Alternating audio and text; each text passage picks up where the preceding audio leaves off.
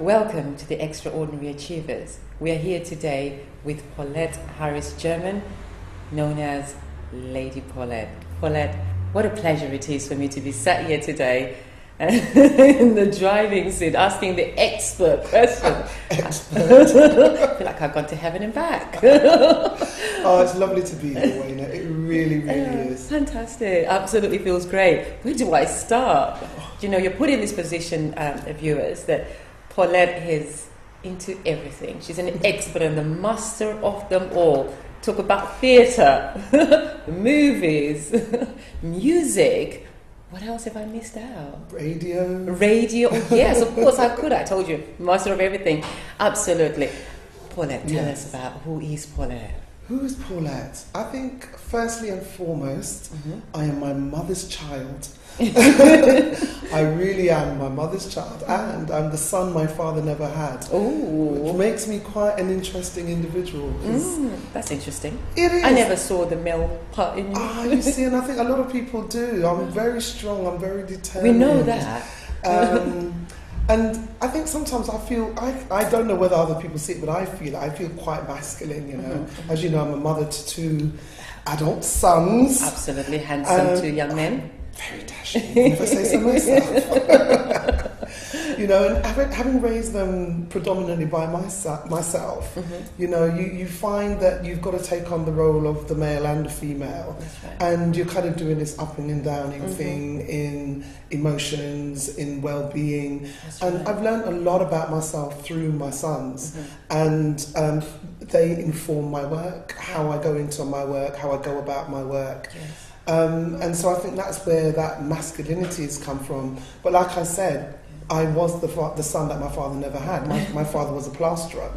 And so I'd be out there mixing cement and stuff and trying to learn the trade and all of that, because he had no one to pass it on to, which actually came in very handy when I lost my job once, because I ended up labouring on a building site. So, your own work, man. Fantastic. You're so amazing because you're always bubbly. You've got so much energy. You've got enough energy to light up this whole entire universe. I think that's why we connect so much, because you are so the same. Thank you. For me, you're like a role model.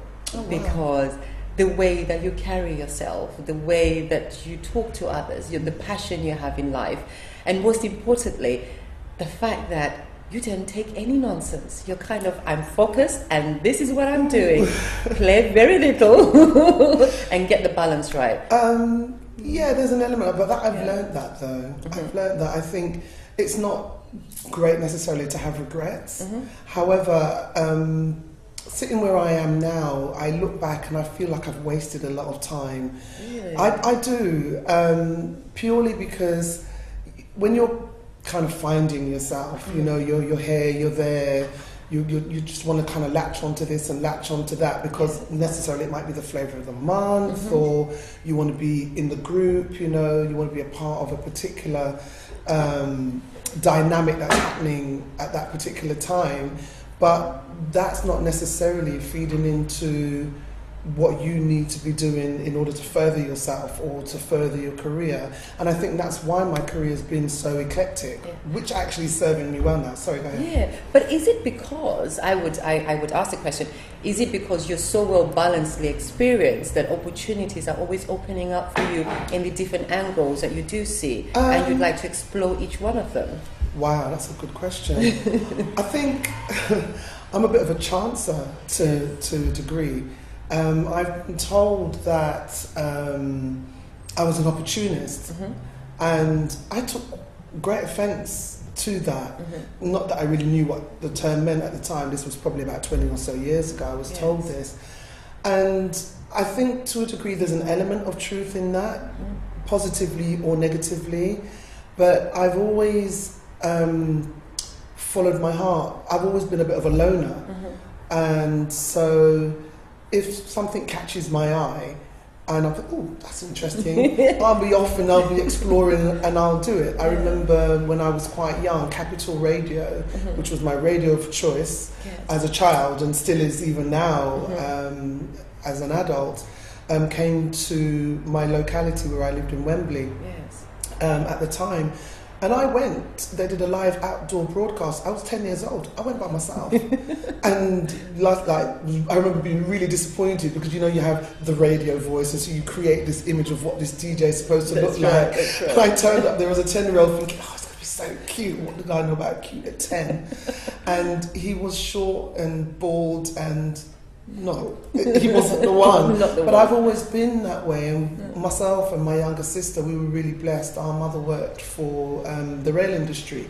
So we had travel cards, free travel cards as children. And it's funny, I was discussing with some of my friends, with the original latchkey children. And so we were kind of left to our own devices, really. So mum would get up and go to work, and daddy would get up and go to work. And it was just me and my little sis. And we'd say, right, so where are we going today? And we would take the train. One stop and come out and explore. Just like 11, 12 years old. You pay your little 2 pence on the bus. It was safe then as well to be able to do that. Do you know, it was safer because I did have an encounter when I was 9 years old that not a lot of people know about. But I've always been quite, what's the word, Waynett? Insightful. I have insight, I perception, and I just remembered coming back from Girls Brigade when I was about 9 years old by myself, and you know it gets dark earlier in the winter, and it was winter, and I just remember this man pulling over and reaching across, and my spirit said, run. And I ran like, you know, a bat out of hell. And so it was safe, but I think you got to be a little bit wise. You got to have your street wise, and I've been wise from very young. I had my first job at the age of 12. Wow! I know. So I've been around there. By the time I left school and got my first real job after school, I had already had 5 years work experience. Fantastic. Under my belt. Hence you're so experienced. True, but my mum's a grafter. My mum worked really hard, 2, 3 jobs. She was a visionary, you know, and I learned a lot. As you know, my mum passed in 2012. But she was a great pillar in your life. Oh my the greatest gosh, pillar ever totally on this earth. But really, it wasn't until after she passed I really got to see who my mum was. Because, you know, our parents, it's like, they're private. They don't tell you everything. Or anything. And my mum really was very, very famed for speaking in parables, and you had to kind of decipher. She had one saying, pick the sense from the nonsense. That's right. I'm like, you know, so that's kind of how I was raised. But those parables are the ones that kind of keep me in good stead now. And it's really interesting because I've taught them to my son, as my mother did. And it's really worrying when your sons then use them back on you as a reprimand. Like, I have my favourite saying of your mum. When I'm over caring about something, and you always say to me, "What do you say my mum said about the doctor?" Oh yes, Mummy has a wonderful saying: "If the sick man don't care, the doctor not go care." And for those who don't understand Jamaican patois, if the sick person doesn't care, the doctor's not going to care. So you have to take responsibility of your own self. Absolutely love that. And tell us about the theatre, your time in the theatre. Oh my gosh, theatre. I've been in and around the entertainment industry for that long. And just yesterday, really. decades. But you know how it is, you raise your children, you take time out and so forth. Right. But I had my first audition when I was 10. I did my first actual play when I was 16 years old. I then went on to study theatre. I did work with, you know, people like Wayne Rollins, Mystery, Tipper Irie, Angie Greaves. We did so many different productions. I did Waiting to Inhale with Jeff Schumann, Inia Benjamin, again Wayne Rollins. No, Wayne Rollins wasn't in it, but it was written by Andrew Morell. And from there, I then landed a commercial for British Airways and was flown out to Spain, and I really got the bug, and I thought to myself, do you know what, Paulette, if you're going to do this, do it properly. And so I had been made redundant from my job, and so I was doing temporary work, filling in until I got a proper job. And it was during that period of time that I secured the commercial. So I was actually free to just let it all go and went and studied. So I did Access to Theatre Studies at the College of North West London, and where I came as a student of the year. Oh, of course. Lady Paulette style. It was interesting because, of course, I was a mature student. I went to college, my youngest was 5, my eldest was 15-ish, and I had a foster daughter at the same time as well, who was 16. So it was really interesting in my house, lots of estrogen and testosterone going on. But yes, I studied Access to Theatre Studies, applied to 6 universities, got all 6 places, was hoping to go and study in Manchester along with my best friend, Charmaine. And then my mum announced that she was moving back to Jamaica. I went, so who's going to look after my children? So that put paid to that. So I ended up going to Middlesex University, which was an interesting experience, which we'll talk about another time. Of course, yeah. But yes, graduated. From there, I did a performing arts degree with a drama bias. And so we did dance, movement, poetry, stand-up comedy, writing, directing, lighting. So it gave you a really rounded grounding. Not that you needed to be grounded, you're already grounded.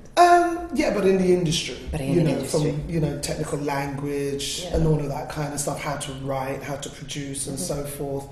And so that was kind of my theatre. But whilst I was doing that, I was very lucky to land a chorus part, so to speak, in Amen Corner. Wow. Directed by Anton Phillips and was on at the theatre, it wasn't theatre or Stratford East, it was at the Tricycle. Yes. And then we went on tour, and that was with the likes of the wonderful Corinne Skinner-Carter, who some of our audience members will remember was in EastEnders. That's right. Ellen Thomas, the magnificent Ellen Thomas, and Rachel, who was in Ain't Misbehaving. That's right. Was also in Starlight Express.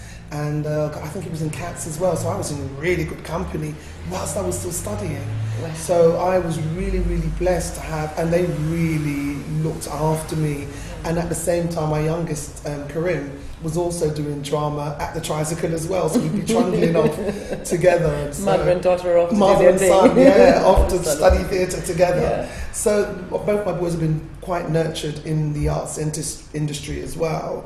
And what I found as a single mum, you have to take your children with you. That's right. Of course, my first big play was Black Heroes in the Hall of Fame. I was in the original cast, along with the likes of Verna Francis, Lloyd Brown, who went on to be Lloyd Brown, the reggae singer who wasn't Lloyd Brown at the time, as we know him. Yeah. Gosh, who else was there? There were so many people. The Black Stones, Julie Payne, Ingrid Webster, there were so many people. So that was my theatre. And then, of course, now I'm doing film. That's right. So exciting. Absolutely. So tell us about the life behind the screen. Behind and in front. It's funny, I did background during my studying, or just before my studying. I was in Bridget Jones's Diary, and it was on at the weekend. Oh yes, I saw the little clip someone my put friend, on Facebook of you. Paulette, it's me. So so it's now led me to where now I'm working in front and behind the camera. I'm an associate producer. I've worked as a first AD. I've worked with Julius Amadume. Currently working with Menelik Shabazz. Worked with him on The Story of Lovers Rock, the documentary, award-winning, top 5 in this country at its peak back in 2012. And we're now currently working on our new feature documentary called Looking for Love, which explores love relationships within the Black community, ages 18 to 55, why they work, why they don't work, what baggage are we bringing into it. It's got movement, it's got comedy, it's got Kojo's in it, Eddie Caddy's in it, Andy Osho's in it, Donna Spence is in it. I'm not going to give away too much. It's going to be a beautiful piece, but as you know, we've shot all the footage, but we're crowdfunding, we're raising money at the moment to complete it, but we have started the editing process. So I'm very excited about that. Yeah, because that's coming out in spring. We look forward to that coming out in spring this year. So we need people to kind of just shell out a little few pennies. We know that festive season kind of cramped everybody's style a little bit, but I think now we're coming out of that. There's a little few, but I mean, we wanted to raise £19,000. That is to complete the editing process, marketing, post-production, to deal with distribution and so forth. So we're looking for distributors. It's a wonderful, wonderful piece. Got talking heads, lay people and all sorts. Psychologists are giving their view and opinions on it also. Fantastic. And what other benefits do we see as others outside in terms of being part of the crowdfunding? What benefits? Oh, well, the actual crowdfunding aspect of it wound up last weekend. Okay. So we're toying with the idea of doing another crowdfunding campaign. There were rewards, amazing rewards, like Dinner with Waynett Shabazz, who, as you know, is one of our leading black filmmakers in this country with over 33 years of filmmaking experience. There were tickets to the premiere. There were lots of different things, but those are kind of on hold at the moment because that campaign's come to an end. Sure. So we're going to regroup and see what else there is. But there are investment opportunities. Okay. So if somebody wanted to invest in the film, a minimum investment of £1,000, they will get a return on that, subject to how much they've invested and what terms and conditions they agree to. Okay. So if anybody wants to find out about the investing opportunities, they can go to Wanett's website, which is www.waynettshabazz.com. The trailer, the crowdfunding trailer, is on YouTube, so you can see that. We've also got a Storyfy, but they can contact us and ask us for the investment documents, so they can have a see what we're proposing. Okay. But there's also sponsorship possibilities as well. Fantastic. So if you're an organisation that is out there that would like to get your brand better seen, we're able to put that on the website and so forth. And you could pay maybe as little as, I don't know, £500 to get global exposure. Because as you know, I'm off to Los Angeles again. Oh yes, you are. Please tell us about Los Angeles. It's Pan-African Film Festival time again. Yeah. It's in its 23rd year, and I will be there, and I will be doing the do for the Extraordinary Achievers. That's right. I'll also be doing the do for Feeling Fab for Angie Greaves, and I'll be doing the do for MeVillage.com myself. That's right. I'm going to be a busy girl. You're going to be a very busy girl. I'm going to be a busy girl. All time to work, very little play. Do you know what? I see it as play though, because I really enjoy it. I come to life. I see another side of myself that when I'm not doing it, I'm not as fulfilled. Yeah. Because you're doing something that you love. I absolutely am. I love that saying that says that once you are now doing something that you love to do and you're passionate about, you never have to work another day again in your life. Apparently, and I'm telling you, I'm playing hard. And I'm really looking forward to seeing my friends out in LA. I've been doing this since 2003, so it's all good. Fantastic. And what advice would you like to leave our viewers about how to live life? What would be the advice you'd like to share with others? The advice I would like to share? Virgin has an advert and it says, life gets exciting when you say yes. Take advantage of your opportunities. Volunteer. 89% of what I know is I've gained through voluntary work. Be open, be insightful, and be receptive. And everything that you do, good or bad, if you've got to convey information, do it from your heart, do it with love. And that's how it will be received. And be the change you want to see, Mahatma Gandhi. Fantastic. Just one more thing, which is that you were nominated for an award. I was. Yes. I was nominated and shortlisted a little while ago, but I am very proud of it. Yeah. It was the UK government's Child Poverty Awards, and I was nominated and shortlisted as an inspirational parent because of the work I was doing in the community with single parents. So what advice would you give to mothers out there? Do you know what? Everything you learn, teach your children. Take them on the journey with you. When I was doing Black Heroes in 1987, my 32-year-old son was 3 years old at the time, and he was on stage with me.